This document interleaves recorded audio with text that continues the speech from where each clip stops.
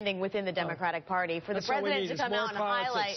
All we need is more politics. That's what this is. It is politics. And Chris, I feel like I'm living in a different world than the one that you're living in. Because to listen to you talk about this bill and the president's not selling it and blah, blah, blah. The problem is the bill has been passed by the United States Senate, and they will not move on it in the House, period. That's it. That's why there's not immigration reform. Why won't they move on it?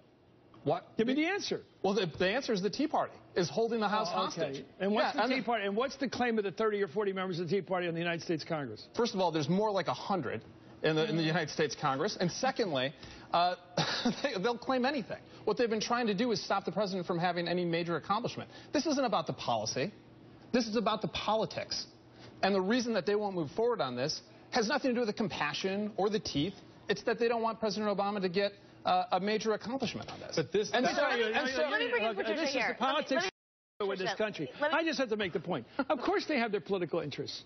And they have their constituency, which is different than the president. Why don't they compromise? That's right. It is different. Right. Which is opposite of what you said earlier. When the president is talking about what the American people want, the American people do want immigration reform. What do you mean by immigration reform?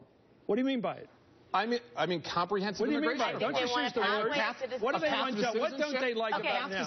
What don't they like about now? What don't they like about the status quo? What's bothering them? That Republicans are stopping this bill in the House. No, what's bothering them about illegal immigration?